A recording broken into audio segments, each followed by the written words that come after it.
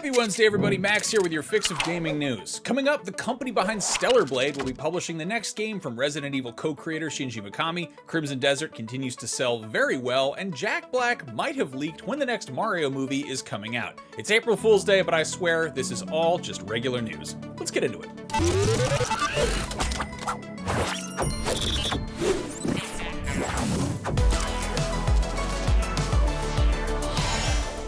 Unbound, the fledgling studio founded by Resident Evil co-creator Shinji Mikami, has been acquired by South Korean developer and publisher ShiftUp, the company behind 2024's Stellar Blade. Mikami is a legendary Japanese designer also known for his work on Devil May Cry, Dino Crisis, and The Evil Within. He founded Unbound after leaving his previous studio, Tango Gameworks, shortly before Microsoft closed that one.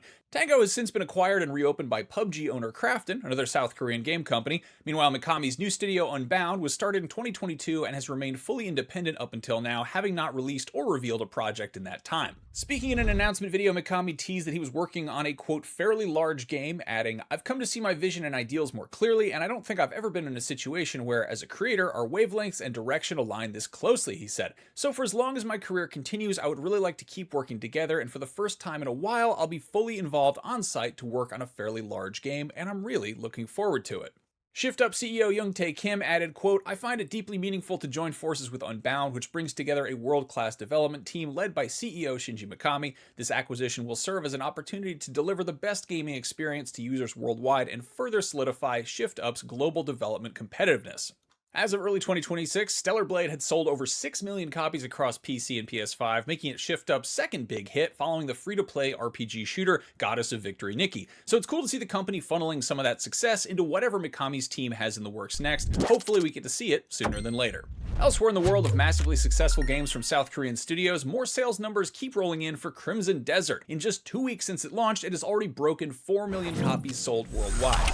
You might say that sales have cooled a bit considering the game sold 2 million copies in its first day and 3 million in the first 5 days, but it's clearly got plenty of momentum, and much of that likely stems from the increasingly positive reception the game has gotten as developer Pearl Abyss has scrambled to address player feedback with regular updates. It's pretty common to see games get a string of bug fixes and patches post-launch, but Pearl Abyss's updates have been much more tangible, adding features that players have been demanding, like a storage box or more summonable mounts, and clearly they're paying attention. If 4 million copies wasn't a high enough metric for you, market analyst Reese Elliott of Alinea Analytics wrote on Substack that Pearl Abyss's open-world action-adventure has already made $200 million across platforms, including PC, PS5, and Xbox Series. Elliott believes that 75 million of that comes from PS5 alone, which is pretty impressive when you consider how big the PC audience is. The overall verdict, though, whatever the platform, is that the huge sales success proves there is a massive appetite for high-fidelity, single-player-focused sandboxes. I certainly agree. Something that is quite possibly going to break $200 million in a single weekend, possibly even a single day, is the Super Mario Galaxy movie, which opens theatrically tonight.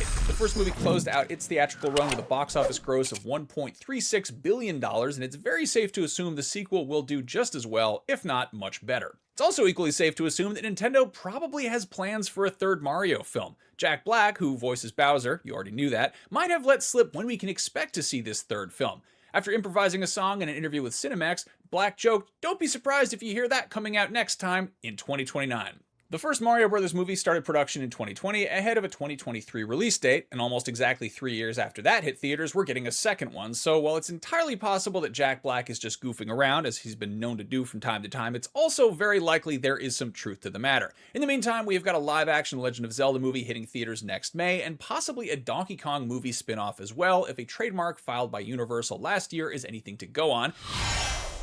In the meantime, if you're looking for some more of Jack Black goofing around along with the rest of the Mario movie cast, check out a couple fun videos we just put up. My pal Tom Jorgensen played Mario Kart with the whole cast, and then my other pal Brian Altano got them to react to some iconic moments in Mario history. Both of those videos are very fun. That is your fix for Wednesday, April 1st, 2026. If you are looking for something to play right now that supports a great cause, grab this month's Humble Bundle. You can get a curated bundle of PC games that includes Tempest Rising, Chants of Sennar, Sworn, Etrian Odyssey 3 HD, Bread and Fred, 0 Hour, Small Land, Survive the West, and Hard West 2. Proceeds go to support the Malala Fund, a nonprofit working to break down the barriers that hold back more than 130 million girls from getting an education worldwide. Head to humblebundle.com to grab some great games at a great price for a great cause today. That one is only available until April 7th, so grab it while you still can. That is your fix. I am your Max, and for all of your gaming news and everything else, keep it right here on IGN. I'll see you around.